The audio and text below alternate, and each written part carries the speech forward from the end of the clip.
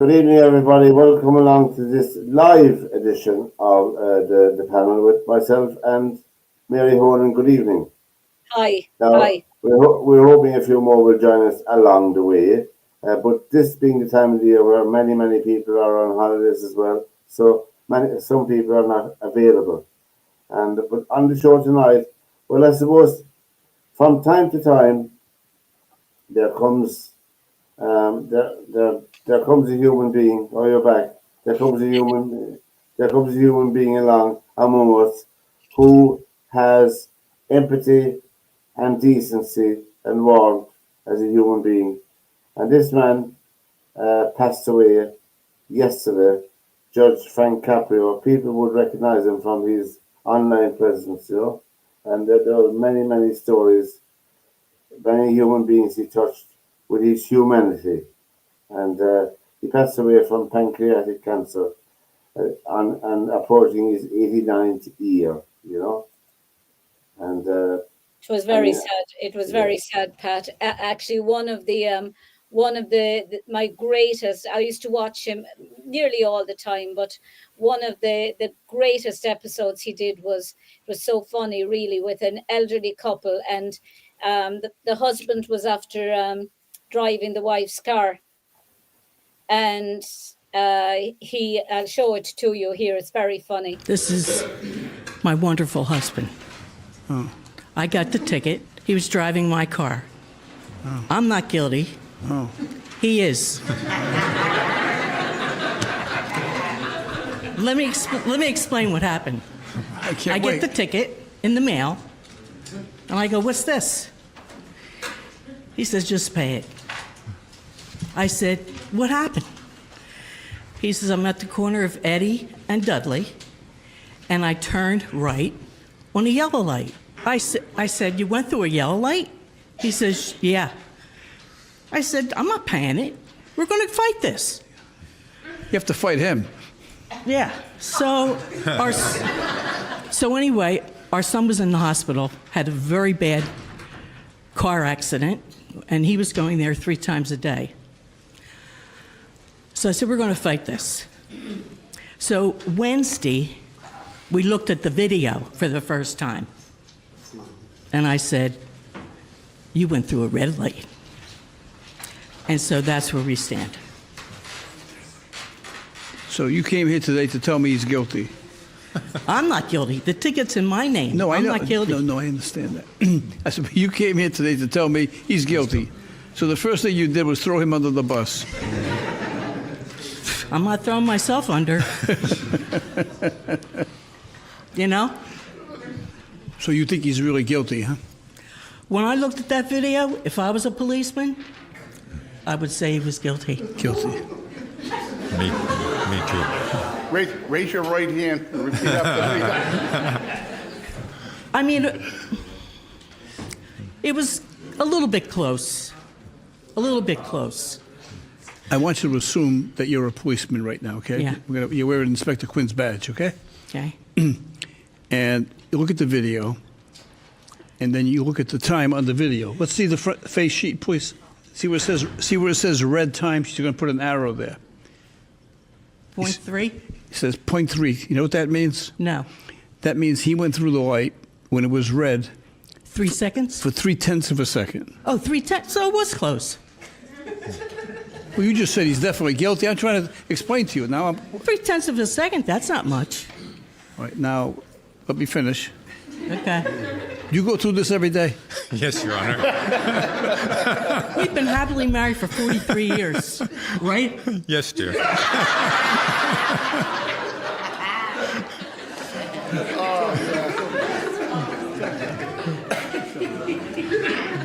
You know,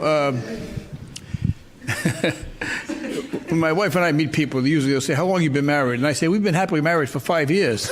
Now, my wife is much younger looking than I am, but even though, so they say, "Oh, you've been happily married for 5 years. Is she your second or third wife?" I say, "Oh, no, we've been married 50 years. We've been happily married for 5." that was the humour of the late Frank Caprio, but he presided over he had a very caring attitude as a human being in court, you know. He was talking about how his father was a milkman, an immigrant from Italy.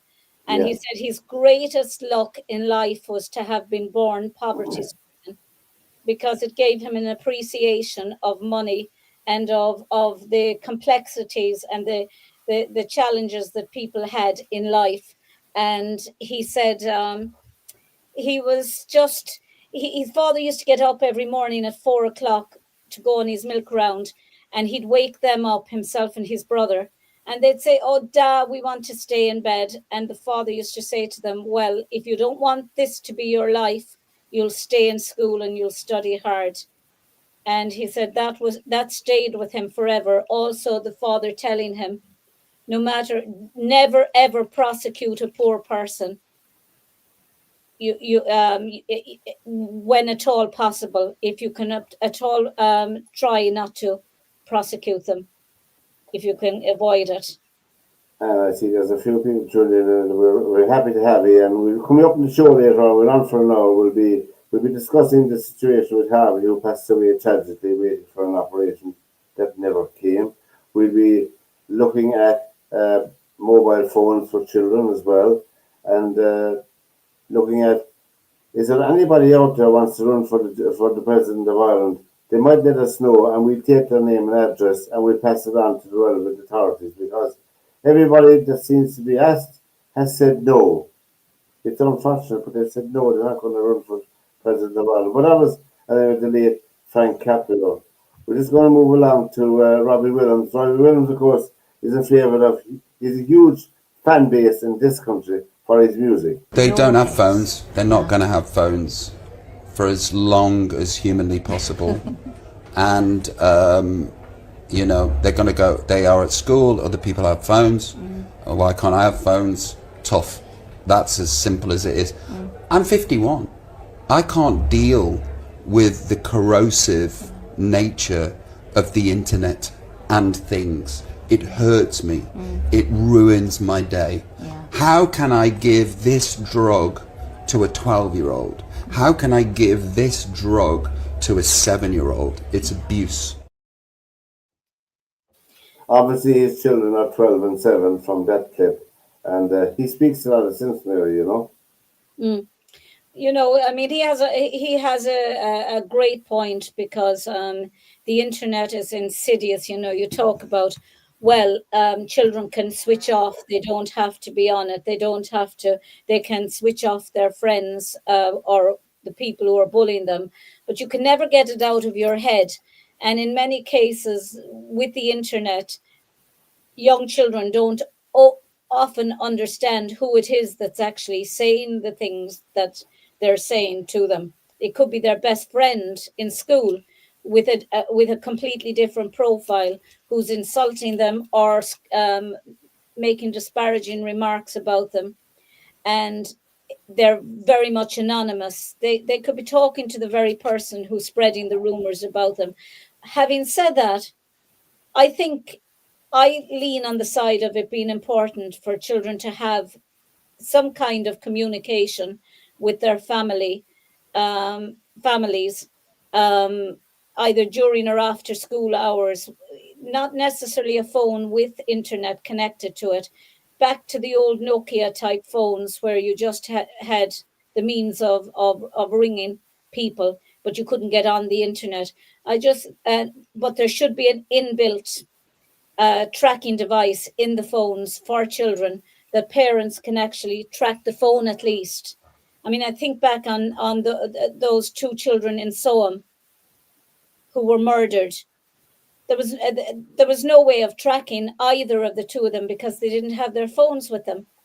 It was in 1983, was it? Yeah, and my cousin was just newly in the police force in England, in the Metropolitan Police Force, and he was one of the first to be called to that. Derwin's cousin as well, first cousin. And they got a couple of weeks off work at what they witnessed when they found the two bodies of the two girls. If they'd had phones in them, maybe the devices could have been found earlier.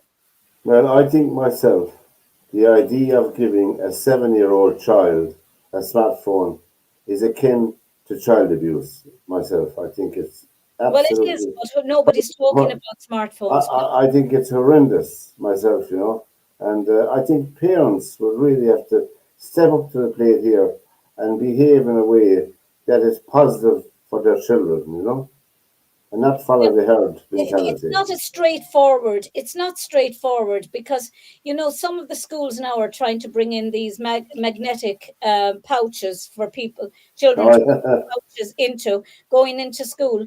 But with some of the things that people are objecting to being taught in schools, children are now unable to actually film what is being taught in schools, so they can't bring home correct information to parents. So you wonder why, what is the best, really? If there's people out there who have an opinion on whether they would like their child to have a phone or not, and for what reason they feel one way or the other about it. yeah, it's a fair point, all right, And don't forget, you can email us. The email details are on the bottom of the screen there. You can get on our Facebook page as well and make a comment, and the comment will go up here, and we will certainly answer them all for you, And there's no problem with that. Or you can text us at 089 444 You're watching the panel here live tonight from Lear Media with And if myself. you feel like you want to make a comment, please type it into the comments section. And it should come up here on front of our screens. This is very much like new to us as well, but it should come up and we should be able to answer you or address the question on Yeah, air. that was Robbie Williams, wonderful Robbie Williams. Of course, he had a film out last year. Better Man, was it? Better Man. Better And man, better if man. you're a lover of the music of Robbie Williams, you'll enjoy that film. I'm Look, not getting anti. I'm I not don't getting think anything for saying that. I don't think you have to be a lover of his music. I just think, from a lot of aspects, it was a work of art, because it really actually the monkey, his representation of a monkey went beyond a caricature. It just showed that he felt that he was a lesser progressed human being, going back to evolution, and that he hadn't fully evolved either as an No, adult or as a human being. And the addictions, and yeah. the way he overcame his addictions, it was just a remarkable We're, go- remark. we're, go- we're going now continuing on a story about this government who, since they came into office, have continued to destroy the society, the fabric of society. If it's not hospital waiting lists, it's no houses being built, or very little anyway. It's one crisis or one scandal after another. We'll just take a tip here now from the When Simon Harris was the Minister for Health in 2017, he made a promise that no child in Ireland would wait more than 4 months for scoliosis surgery. At the minute, I just checked this morning, there's around 235 children still on the waiting list for scoliosis.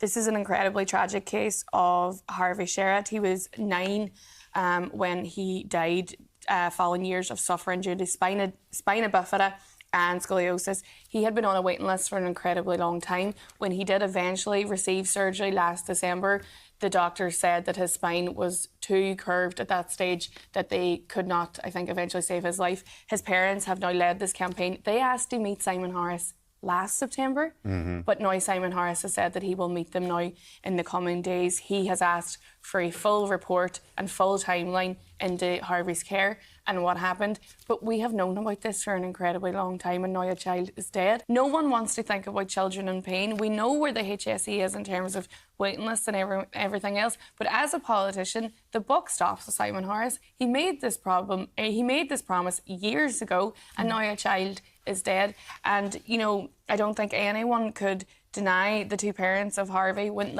they asked for this meeting a year ago. These are people, and it's not just these two people, these are people who feel like they have been ignored. I just Simon like to Harris. say, before we continue, Pat, I'd like to say a big shout out to Victor Feldman, who's watching, and all the people who are tuning in here. Victor's a Facebook friend of mine. He's a great character and great entertainer and musician, singer and actor. Well, Victor, if you want to come on and sing a song, you'll be more than welcome, more than welcome. But Simon Harris has presided over one disaster after another.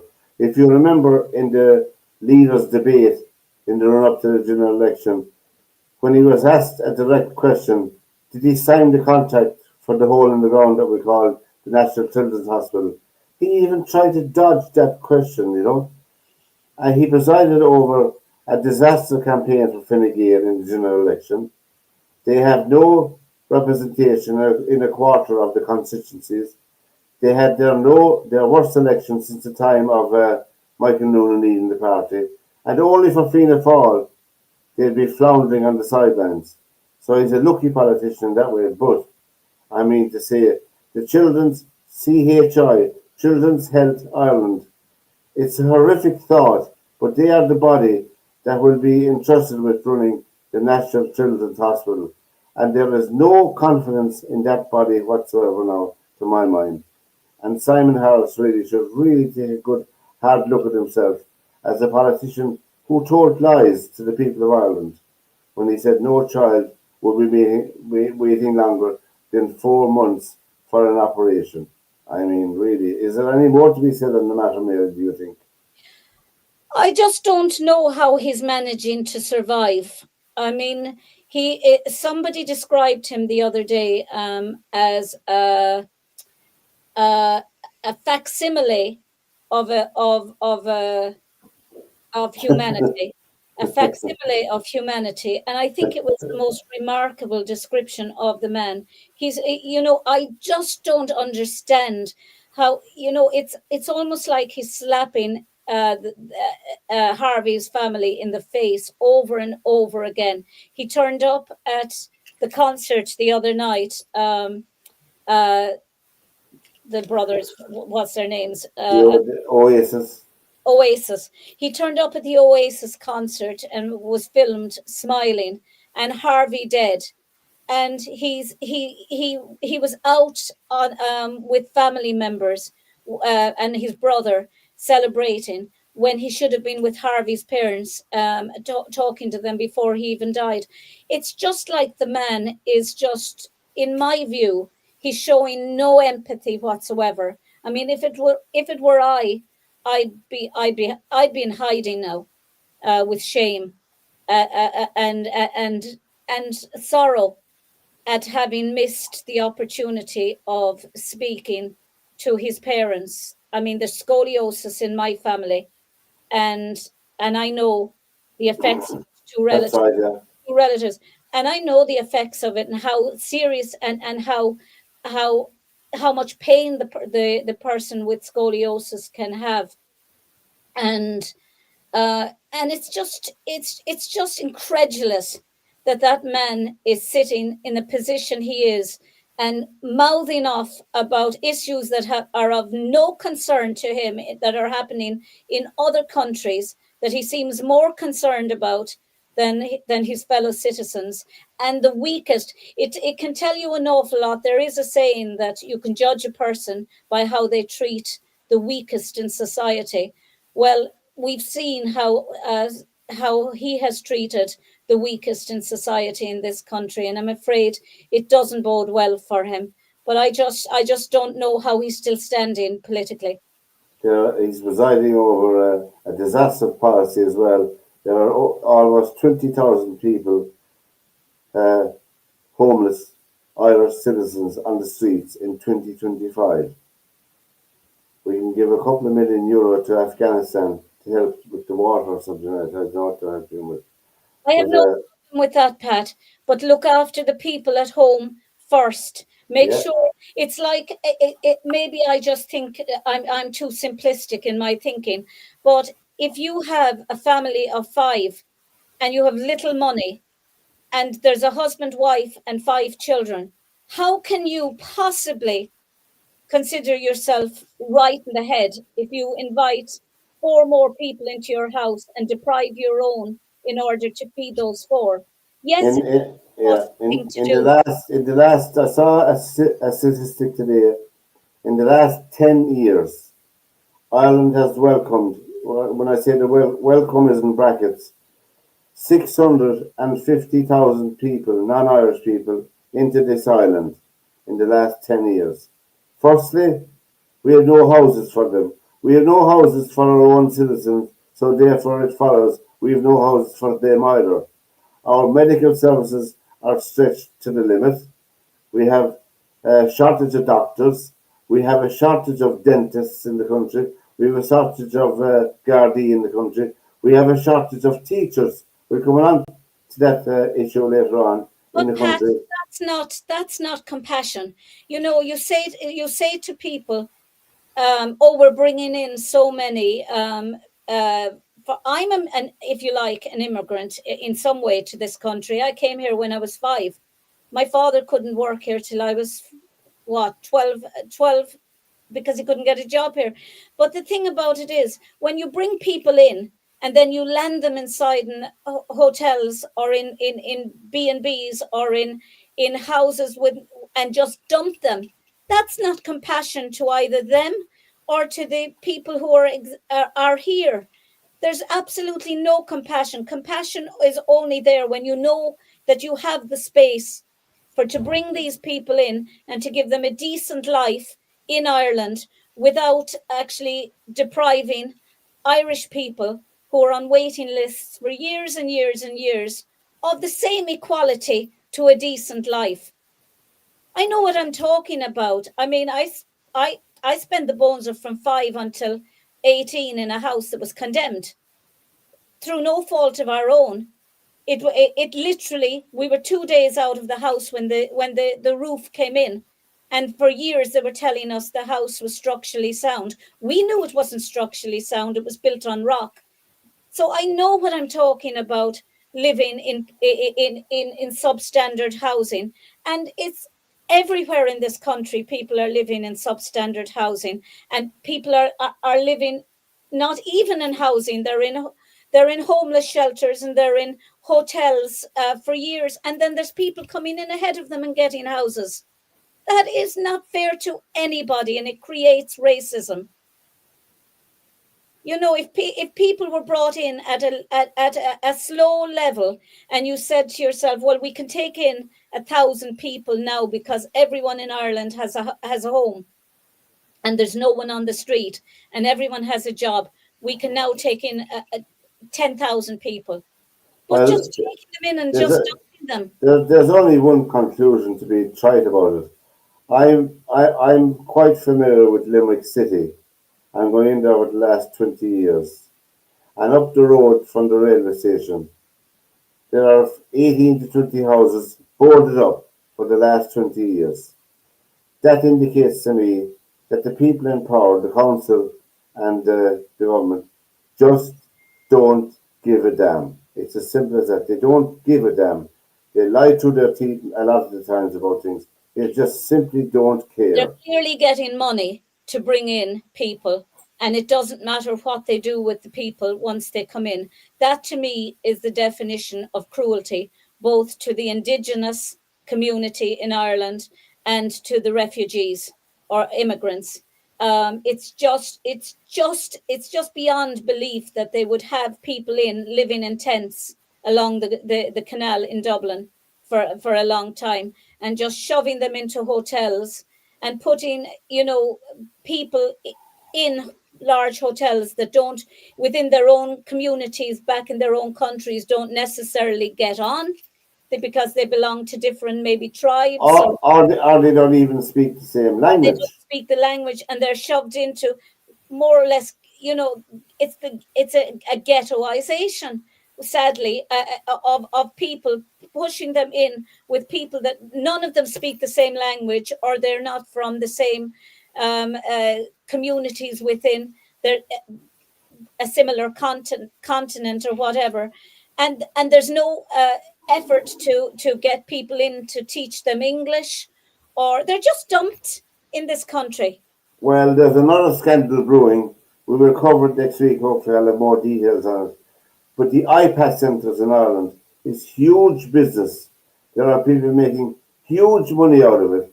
And there's a small coterie of people and companies that are enriching themselves at the expense of ourselves here in Ireland. and we will go through the detail next week. Gript Media have done sterling work in that field. And I don't know whether you have any program on our national broadcast on the iPad centres. I don't know. Except someone gets a bit of a flag or something. Then they'll cover it. I just think it's cruel in every aspect, both to everybody that's coming in and the people that are already here.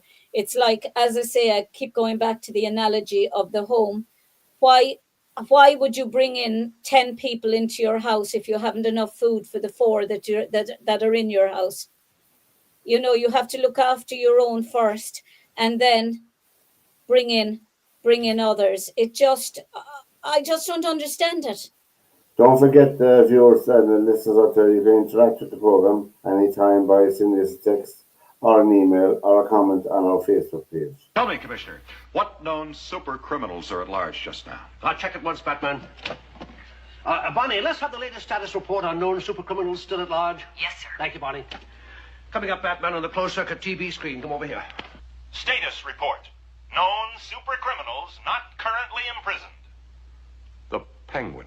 That pompous, waddling master of foul play, maestro of a million criminal umbrellas. The Joker. Devilish clown prince of crime. Oh, if I only had a nickel for every time he's baffled us. What, the Riddler loose, too? So it seems. Loose to plague us with his criminal conundrums.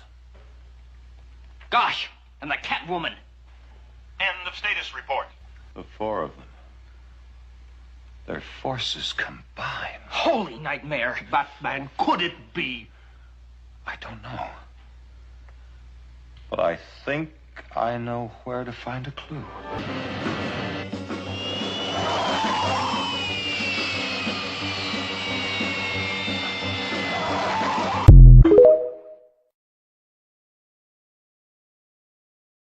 Who put that up? I never saw. I didn't put that up.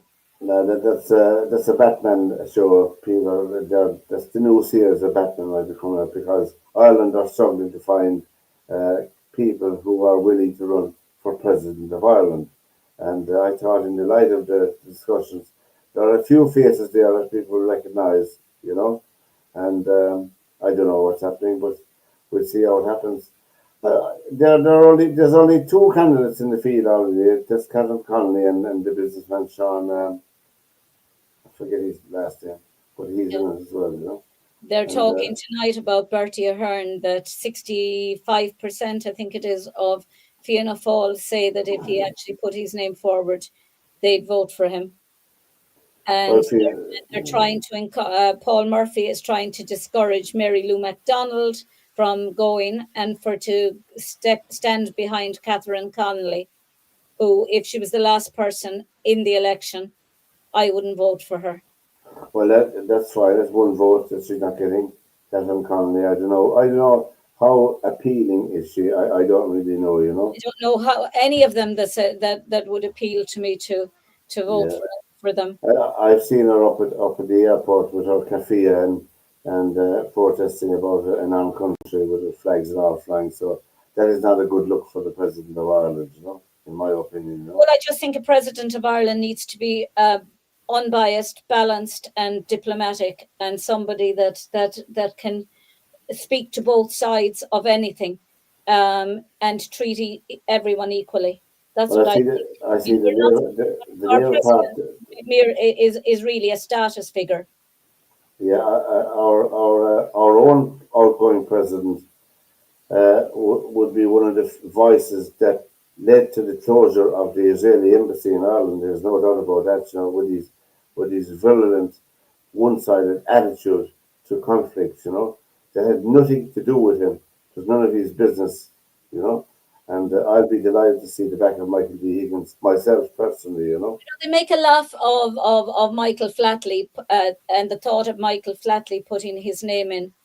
But at least Michael Flatley brought money to this country. He brought jobs to Irish dancers who, for many years, not all of us were fortunate enough to make Irish dancing a professional career. I was lucky for 18 years, but not everyone was lucky enough. And then came Riverdance 2 years after I gave up in Bunratty. and you had lots of people being employed for many, many years, and Ireland was put on the map. And Ireland was suddenly sexy. Irish dancing was sexy. And Ireland was the place to be, and Irish was the thing to be. And Well, so I've no doubt that Michael Faraday, first of all, he'd have name recognition, and I think he'd have support of some description in Ireland, you his know? parents were both from Mayo. I mean, Yeah, he's first generation Irish. Irish American.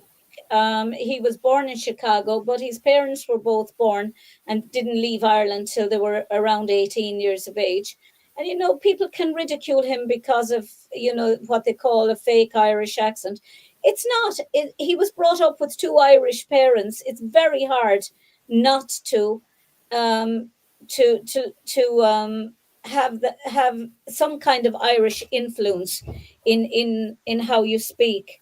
And and your life. And as I say, he did a lot for this country. He made a lot of money himself, but he had to plow an awful lot after Riverdance. He plowed every single penny he had, every penny he had made into Lord of the Dance and Feet of Flames. And it could have been a total flop and he'd have lost everything. And that to me suggests a character who is determined, strong willed, and gets things done and is willing to put Ireland on the map. Yeah, Positive. I'm gonna put my head on the chopping block and predict that Catherine Connolly will be joined on the ticket for president by Heather Humphreys of Fine Gael and Mary Hanifin of Fianna Fáil. That'll be my reader on it right now, you know. And you can take it with a grain And of what salt. about Bertie Ahern? I don't think he gets the support he needs, you know. I don't think he himself will run, you know. He doesn't want to run, you know. That is Jared Buckhalter. He agreed to be the first addiction patient in the U.S. to get the implant. This patient has been sober ever since he had an electrical wire placed into his brain. This was him in 2019, just before he had his surgery. He was explaining that all he wants was to have the cravings gone. He apparently had a severe shoulder injury that made him dependent on opiates. And after trying to quit several times, he was just unsuccessful. He was then enrolled in this study with 3 other people to assess the role of deep brain stimulation on addiction. This is video from the 7-hour procedure. Surgery so new, it didn't have a name yet. The surgery itself took about 7 hours, and the surgeon had to make a hole the size of a nickel in order to implant this electrical wire. Dr. Razai opened a nickel-sized hole in Buckhalter's skull. You can tell that he has this frame around his face. This frame allows the surgeon to understand exactly where the wire is in 3-dimensional space. It's a form of advanced navigation system to be able to place the implant at the exact right spot. Directed a thin wire with 4 electrodes deep inside. Jared, are you okay? Yes, sir. All right. Jared was awake during the surgery. And once the wire is placed in the correct location, it's connected to a battery. That battery will generate an electrical impulse to a specific part of the brain in order to inhibit cravings. And after surgery, this generator can then be adjusted to different settings. The settings usually vary from person to person, so you have to adjust them after the surgery is done to make sure that the person is getting the correct response. And here he is now, several years after surgery. This is the same device that I discussed in my most recent video where I explained how we can use this to correct people who have Parkinsonian tremor. And as you can tell, this device has several different applications. Well, it's astonishing altogether. Just astonishing. Of course, you'd have to have a brain to get it implanted, you know. I was going to say. No, but the thing about it is, I mean, if this can make inroads into the likes of MS or Parkinson's, Yeah. it's just astonishing what can be done.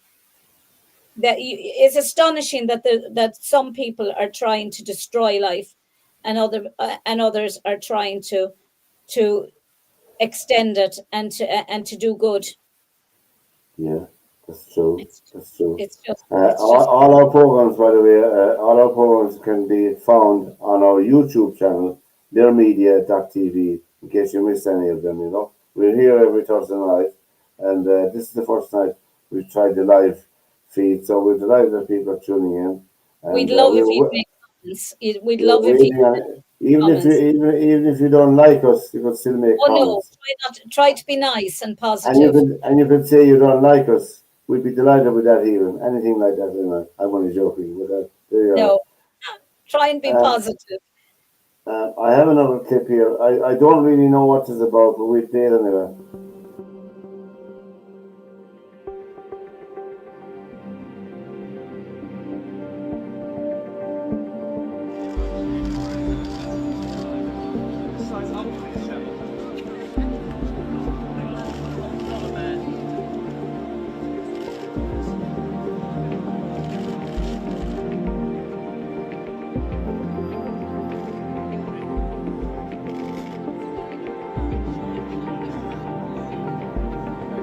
Thank you very much. Thank you.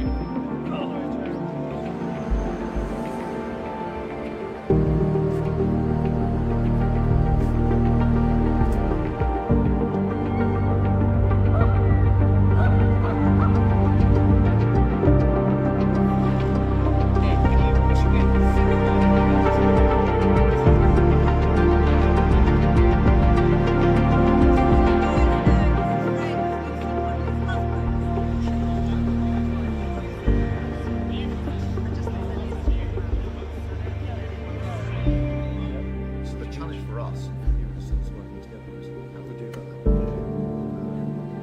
How do we make that? Yes. You need to punch us. What else do you need? Where do you need to go?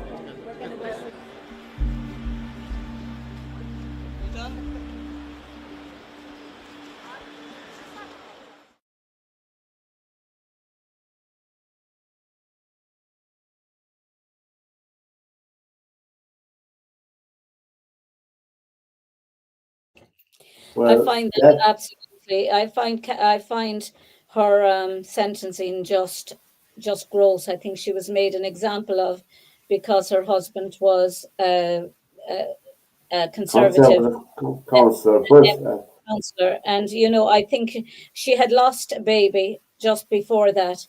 And where was the compassion? She was taken away from her other child. Her child was left without a mother for the bones of 9 months. And yet, a Labour politician who looked for right-leaning people to have their throats slit was found not guilty during the week. I mean, it just well, first it of all, she was commenting on the slaughter of 3 school children in Southport. Keir Starmer would do well to remember that, and remember what their attitude as a government was to that incident as well, and how they treated it. It was just I mean, horrendous. that's trauma on her part. Put yourself in her position. She's there as somebody who's watching on TV the murder of 3 little innocent children at a dance class, and she's just after losing her child shortly beforehand. Of course, she reacted badly, and of course, what she said was shocking and appalling. But she took it down the post after a while, and yet there just doesn't seem to be any parity in the justice system.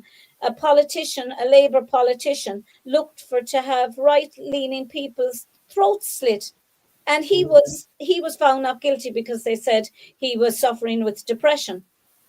I mean, it's just there just doesn't it's I despair of the way Keir Starmer is leading the country.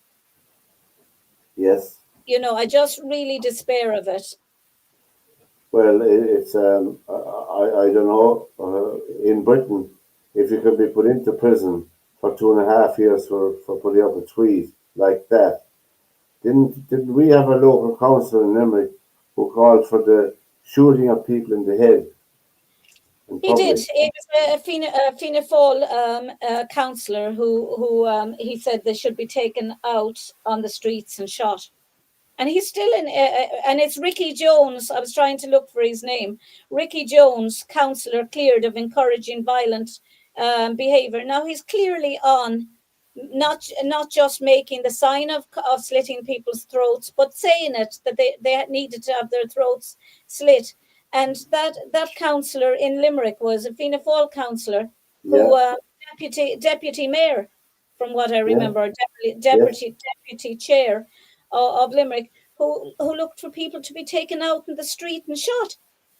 Well, I mean, And obviously, I'm not advocating that he should be or anyone should be arrested for speaking their mind or saying something, no matter how appalling what they say is. But I just wonder about the lack of balance that there is in the justice system. and also that I think it's a bit rich for Keir Starmer to say that he's in favour of free speech until he puts the next person in prison for free speech, you know. But I'm delighted that she's out of prison, and I'm delighted she's back with her family. But I think he'd concentrate now on the Pakistani grooming gangs in Britain. He'd be more on his line to do it, you know, and have to sacrifice white British girls at the altar of that appalling carry-on that's going on in Britain. You know, it's Yeah, but just appalling. I mean, the whole country needs to be cleaned up of crime in every aspect, and this country needs to be cleared up. I mean, women, women aren't free to walk out or to run anywhere, and that's terrible. It's terrible when you can't just decide I want to go out and have a run, or go out and have a walk. That there needs to be stronger sentencing for crimes. Yeah, they should. Well, I should remind people that on Saturday at 2 p.m. That's 2 p.m. in the Garden of Remembrance. There's a rally being held to remember Harvey and all That's the in other children Dublin. who are That's waiting. The Garden of Remembrance in Dublin. It's just up there from the spire, you know. 2 And p.m. so if anybody has time to spare, up to Dublin at 2 o'clock on Saturday, it's on. It's a rally. So that's just to let you know that That's this Saturday coming. taking place. Yeah, that's right. Yeah, and hopefully some of you can make it. Hi, I'm Jenna Miscavige. My uncle David Miscavige is the leader of Scientology, and I escaped when I was 22. I was born and raised in Scientology, and I never lived in a home with my parents, only a dorm with a bunch of other kids. When I was 7 years old, I was made to sign a billion-year contract dedicating my soul to Scientology's paramilitary organization. From the time I was 12 until I was 18 years old, I was moved across the country from my parents, and I was forbidden to call them and physically restrained from doing so. I worked 12-hour days, 7 days a week, for as little as $12 of pay. I had no standard education or diploma, just a couple hours a week of Scientology-style schooling. I even lived at the Scientology Recruiting Center in Hollywood for a couple of years. I escaped at 22 after they tried to separate me from my husband and threatened to ruin his family. A few years later, I finally spoke out when they would not stop harassing me or having me followed or causing problems at my work and inserting spies into my life. If you want to learn more about life inside Scientology, then follow me. And if you have any big questions, please leave them in the comments and I will answer them for you. I came across her online, and she has some and we would want to be careful because Scientology is recognized as a cult, I think, and it has a huge centre up around Dublin, the outskirts of Dublin. So people want to be very, very careful of them, you know, and of their practices. Just be aware of them, you know, and because you have a lot of prominent people who are Scientologists. Well, I suppose the best known one of them is that actor Tom Cruise, you know. And so is what's his name in Greece, John Travolta. Yeah. John Travolta is a renowned Scientologist, but I believe, on a positive note with them, I believe their centre in Dublin is beautiful inside in it. A lot of people rent it out for different events, and from what I understand, it's beautiful inside in it. I haven't been in it myself, but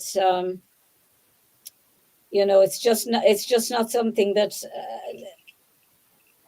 you feel a compulsion to actually learn about. I've just never had that desire to learn more about it. Do you know?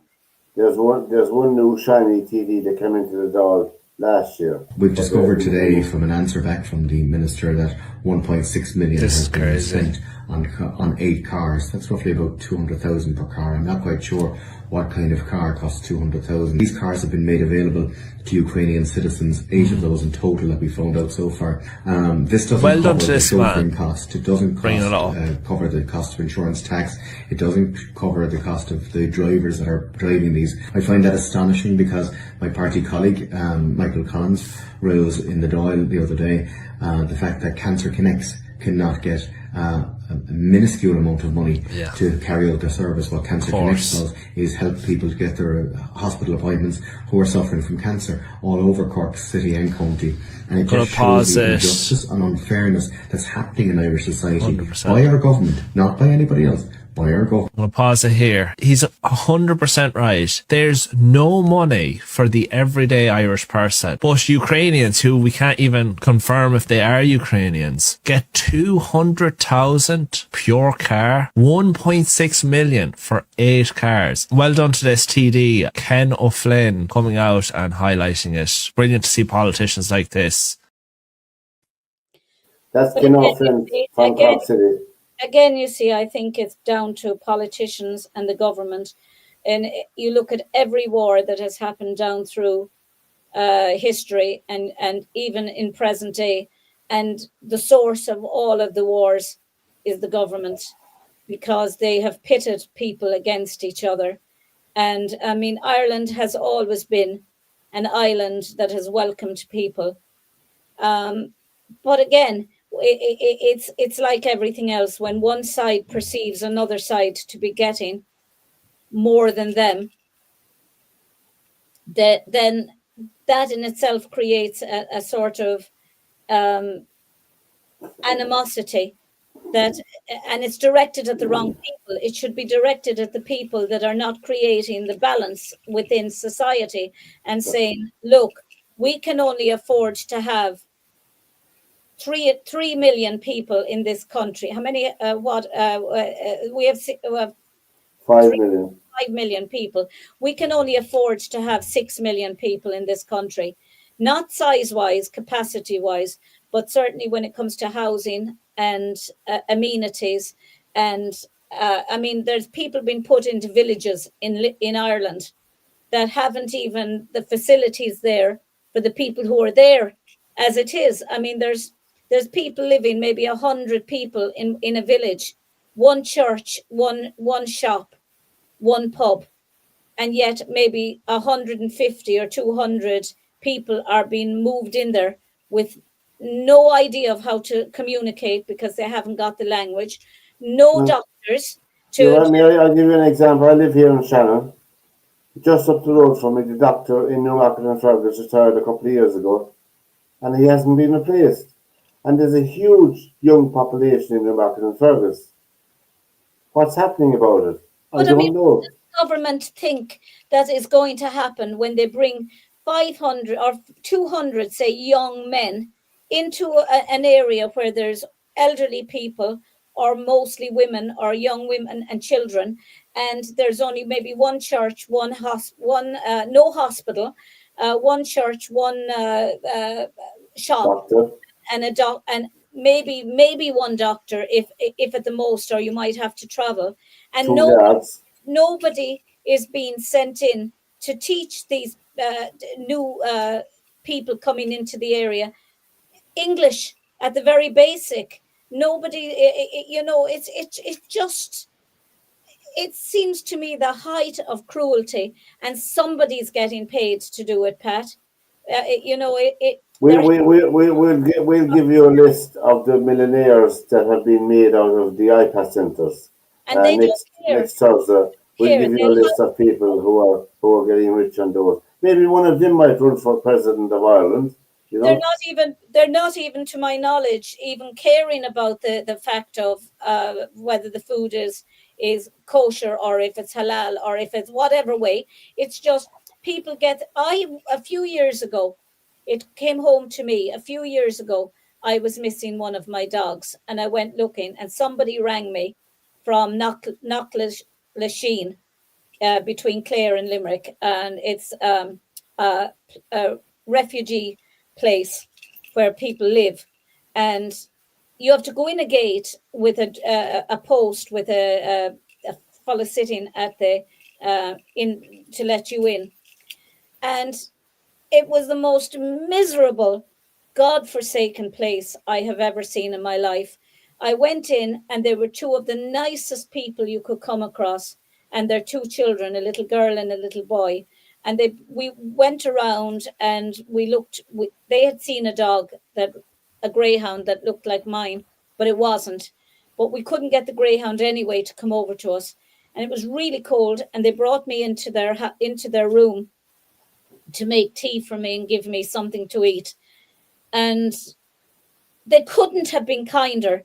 And all they had in that room was a kind of a little bathroom. They hadn't even a bathroom. They had to share a public bathroom. So the children had to share with strangers, men and women and people they didn't know, who were also sharing or also using, say, one-roomed, like apartments or flats. And all they had inside it was a sink. I can remember it still, a sink and a bed. That was it.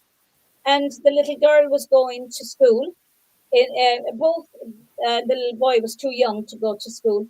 But there was 4 people living in one room with just a bed and a sink. And Niall is coming in. Jeepers, Niall. Hey, good evening, Neil. How are you? Hello, how are we doing? For all of you, and Neil Murray from Wexford is with us. This is a holiday camp. We're on live tonight, Neil. Right, where are you? We're going out live on Facebook. Going out live. This is live now, Neil. So mind your language. Hold on, I brush me hair. Yeah. But we're talking about. I'm saying, Neil, that I saw some people in Knocklashin. It's a place for refugees, and they were the kindest people a few years ago to me. But all they were living in, mother, father, 2 children living in one bedroom, one double bed for the 4 of them, and a sink. They had to share the toilet. It was a communal toilet, and like, you didn't even know the people in the. I mean, yeah. Where is the child protection in all of this? Where is the Garda vetting in all of this? We were saying before you came on in the light of that, the iPass centres is big business in Ireland. And big business, yeah. Yeah, and I'm going to have a list of people who have become millionaires out of it. Next Thursday night's show, I'll have a list of them and the companies as well. Yeah, it's been in the paper a few times. The list of people that have got have become rich over. A lot of people have become rich over, and it does just prove money is more important than anything else. Yeah, it just proves, Give me 2 seconds. I can't. I'm looking for my laptop charger. Sorry. You're not throwing your hat in the ring to run for president or anything, Neil, are you? No, I'd win. I'd get that. I'd win that. Neil, how have you got such a Dublin accent? Do I? Got you now. We're on the ball now. How do you have a Dublin accent? Because I'm from Dublin. I lived down in Laois the last 20 years, myself, the wife and the kids. Well, not kids anymore, 17, 21, and my daughter, she lives in Spain. She's 26. I'm living down here the last 26 years, 20 years, and it's grand. It's great. One of my sons now, he's 17. He's just a pure culture. He's just a pure culture, he is now. And the 21 he's cultured. He's just like, sometimes you just can't understand them. Say, slow down. She means cultured. I didn't know that now. It's not a race. Are we allowed to say culture? Wait, you said it now. Yeah, I know. Because we're live. If I'm not like. We're not that bad at all, but we're I mean, I'm from Limerick, and it's the city. Where Pat would be from would be very rural Cork. Yeah. I was just saying earlier on, I just done a video before I come up now. It's anytime I seem to go onto Facebook, anytime. I'm getting fed up right now at this stage now. There's just nothing but violence going on in the country. Someone's getting beat up on the street. There's either gangs fighting, or there's talks about rape, or talks about assault. It's gone to a stage now where it's just there's no end to it. Anyway, like social media now is just full of it, and I know some of it is fake, but it's there in front of your videos. What's going on? It's horrible. It's horrible. There's another man in the hospital from last night. He was beaten up in Temple Bar last night. So we hope he. And somebody in Cork as well, just a few minutes ago before I come on here. That's why I done the video. Somebody beating him up on the sidewalk, like down the Keys or something like that. And, yeah. And then another one there this morning. I went down this morning, and this was I done a video on this, and you actually see two lads fighting, blood all over one. This is in every video now, nearly on Facebook or whatever. It's monotonous. It's horrible. It's disgusting. I don't know what's going on. I've never seen anything like it in my life. Can I just say before we continue that I'd like to give a shout out to the members of my Limerick Facebook page, of the Lear Media Facebook page, and Limerick City Citizens, and also the Shannon Community pages that we're going live on right now. So very good. Are you just frozen again? I'm frozen again now. This happened last week. I'm frozen now. You're frozen. Perfect. I was never a fan of Frozen, by Disney. I never liked it really, You can hear you perfectly, Neil. Can you? Yeah. I want to give a shout out to the wife. I'll be in later on. Two sugars, please, tell her. 2 sugars. Yeah. I have a cup of tea and a hang sandwich. Make sure the hang is crumbed. I think most people looking in at the show tonight will know the story of Enoch Burke. And before we go there, I want to play the Ballad of Enoch Burke, a song It's an extraordinary song. Really, it was composed by an Irishman who really doesn't want any credit or any recognition. He seems to want to shy away from. I think it should be number 1, but it's just an extraordinary ballad. The Ballad of Enoch. It's up to you out there to make it number 1. He stood in the classroom, his Bible in hand, with values. I'm frozen again. Don't know what's going on with StreamYard. They told him to speak in a way he found wrong. If you can hear me, these are all frozen. Just bring in a hot water bottle, will you? I can't take this. I said I won't bend, I won't change the truth. I won't call a girl a lad in her youth. They warned him in court, they ordered him down, but he stood like a rebel alone in the town. They jailed him in silence, no crime on the slate, just words he refused to regurgitate. No weapon he carried, no fire he threw, but they locked him away for the words he knew. His bank was then frozen, his wages were gone. They laughed on the news as they pushed him along. They mocked his beliefs, said he's out of his mind, but the madmen are those who jail him for kind. The judge in the wig with the cold icy stare said rights have no place when the law isn't fair. They stripped him of voice, they stripped him of name, but his silence rang louder than their legal shame. He stood not with hate, nor with anger or sword. He stood for his conscience, his faith, and the Lord. And whether you're with him or think he's a fool, you'll be next when they change what's allowed in the school. No bomb in his hand, No threat in his eyes, just a man who refused to repeat their disguise. They jailed him for words he would not repeat, and buried him quiet beneath legal deceit. This isn't a tale of left versus right. It's the tale of a man who said no to the fight. He wouldn't pretend, he wouldn't comply, so they dragged him away and they let him lie. The press called him mad, the state said he's done, but truth doesn't burn in the heat of the sun. You may not agree with the stand that he took, but someday you'll stand where they burn the book. So light up a candle for one who stood still when the whole bloody system bent to the will, and pray for a time when a man can say no without fear of a jail or a public show.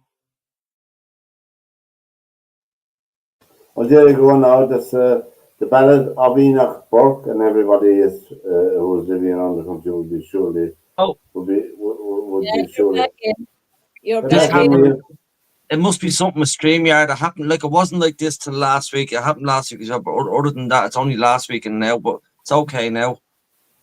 I'd say it must be it must be your accent. I'm using the phone or phone. And I couldn't silence you behind it. And every time we were trying to listen to the voice, all we could hear was you saying, I can't find I can't take this. I can't get in. But no, the thing about it, what I think, I think it's sad that, look, no one has to agree with each other, but I think, it's like, I don't know, it's like everyone wants to live in an echo chamber where they're only speaking to the people who share the same opinion as them. And that never works. I mean, what actually happened with Enoch Burke? Somebody asked him to call him they, was it, or them, or something like that? Was that the way it was? He was asked by the principal in the school to call a child they. But why? Apparently, nobody knows, because apparently, and from what I understand, the mother of the child didn't know that it was her child that was being spoken about, or that it was, and the child didn't know until when it went to court, and nobody, as far as I know and from my understanding, I could be wrong, no one had asked for this child to be called those pronouns. But Enoch Burke is a Christian, and or a denomination of Christianity, of Protestantism, and he doesn't believe in that.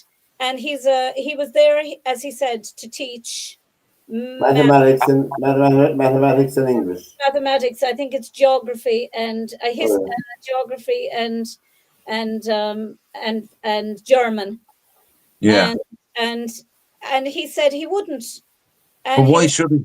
He was there to just teach what he was, and it's just after catapulting. And the last thing anyway was that his wages were frozen. His bank was frozen. He had, I don't know, had he 40-something thousand saved? Well, it's gone. And they froze that, and they started taking money out for his court cases, and now, like, people have died for their beliefs in this country alone. They have died for their beliefs. I mean, you've only to look at the likes of Bobby Sands and all of those who died for their beliefs. You mightn't have shared their beliefs, but they were principled enough to actually say, I believe so deeply in a united Ireland that I'm willing to starve myself to death for it. And he's willing to equally keep going to court and stand outside his job. He hasn't been fired. He's still he can only be fired as a teacher for gross misconduct. And having a religious belief doesn't fall under the category of gross misconduct. So he No, but turns up every day at school as he's employed to do, and he's been told that he can't turn up at school, but he's been still paid. He was being paid to turn up at school to teach, and then on the other hand, he was told you can't turn up. So bless you. Yeah. They got an injunction against them, but the principal of the school who we had the different opinion about, she's no longer at that school now. She's left. She's got school. But like, you know, the latest position is that he won a case in the High Court recently, and I haven't been following it now recently, but I think he's out of jail as far as I know. Oh, he's out of jail, but I mean, God Almighty, he was sent. There were people. Yes. I mean, when you look at the likes of people who have committed murder, some of them got less sentences than him. yeah, it doesn't make sense. It doesn't make. It doesn't make. Listen, I watch Chris Morgan all the time. I watch Charlie Kirk, Candace Owens, Michael Knowles, Ben Shapiro, and they're all against the likes of all this. Now, if someone get in my car and told me to call them by they or them, basically because the way it is these days, I just wouldn't talk to them in case they're recording me. But I wouldn't call someone they, them, because I was learned in school and by my mum and dad, they means a group, them means a group, he means him, she means she. And this type of crap, like, you know, I go by they and them. No, thank you. No, I'm afraid not. But I mean, Well, I'd be the type of person that if somebody wanted to be called by whatever they wanted to be called by, I have no problem calling them what they wanted to be called. Having said that, I also respect the opinion of somebody who feels so deeply committed that they don't want to call. Yeah. I mean, that's fine if someone wants to be called whatever they want to be called, but the other person should have a right to their own freedom as well. It's just a very complex situation. It's just, having said that, if somebody wanted, whatever anyone wanted to be called, I would call them if it made them feel better about themselves. It depends. But like, if somebody wants, You're breaking up there. What do you think, Pat? Anyway, we're nearly at the end of the program, and hopefully that the situation with Enoch Burke will correct itself. You know, he's been one resilient character. I hope you enjoyed the song, the ballad of Enoch Burke. But for this edition, and you know, you have our email and the thing. You can send us if you want to come on the show any night to talk about any topic. Or if you have suggestions for ideas for the show, feel free to contact us. And we'd love you to make comments, because it's kind of lonely here sitting talking to ourselves.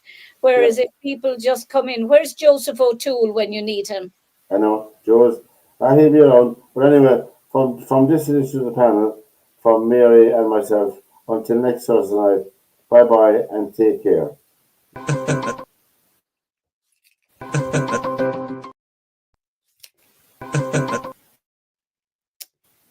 Why isn't that playing?